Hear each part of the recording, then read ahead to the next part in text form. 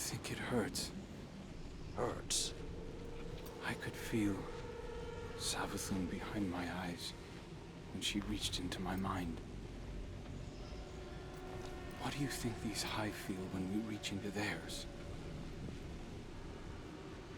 I also find the Scion's methods unsettling, but they can uncover Savathun's plans more efficiently than I ever could.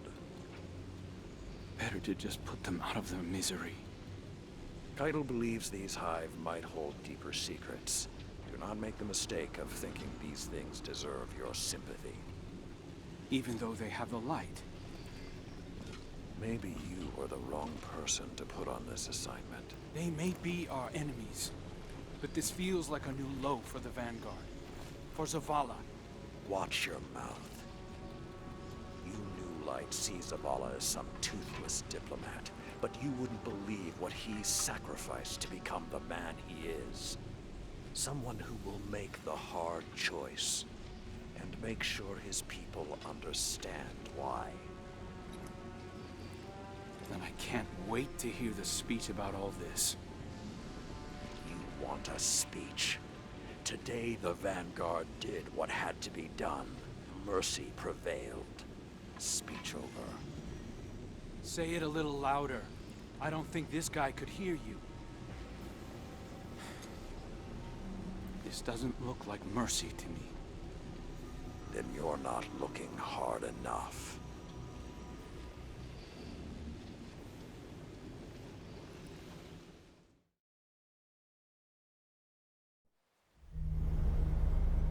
Long ago, even before there was a last city, I was deep on patrol in the old forest when a local villager sought me out.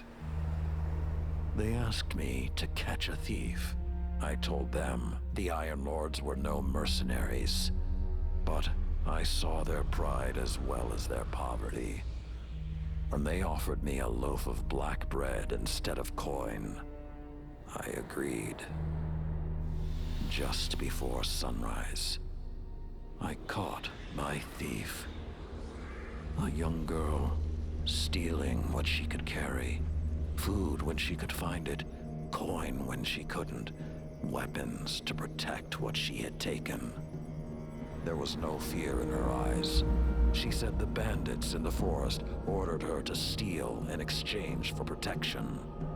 The penalty for theft in those times was death. Instead, I pulled the crest from around my neck and pressed it into her hands. I told her the wolves would protect her. In a settlement rich with stolen supplies, I found the bandits and cut them down. 38 lives to spare one. And for a time, I believed that was mercy.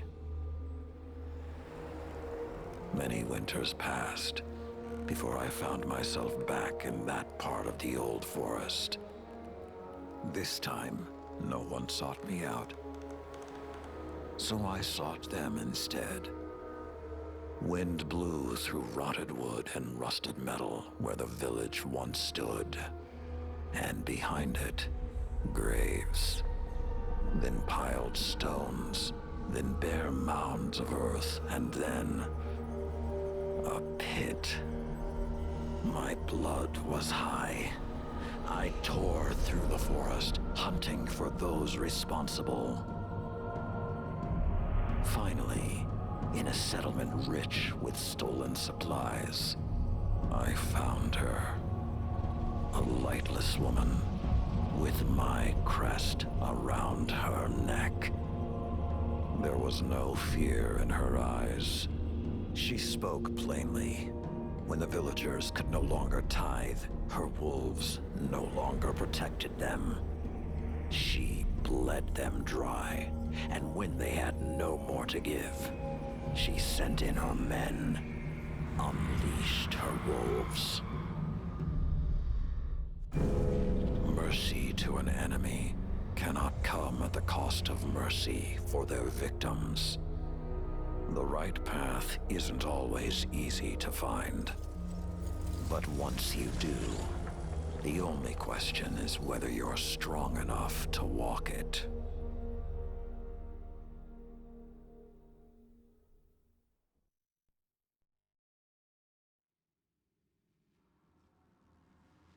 Consider that the next time you feel pity for our enemies.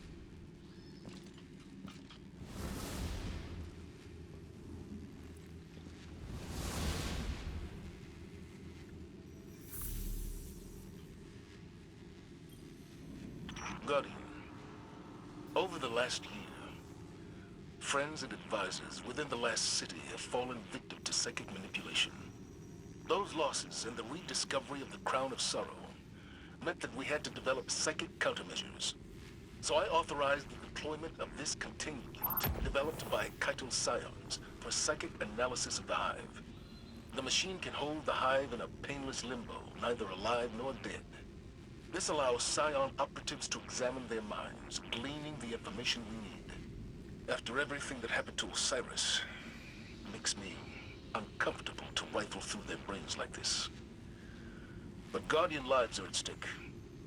You will be our boots on the ground, and Lord Saladin will oversee the operation to ensure everything goes smoothly. We'll only have this asset for a limited time, so make it worthwhile. Good luck.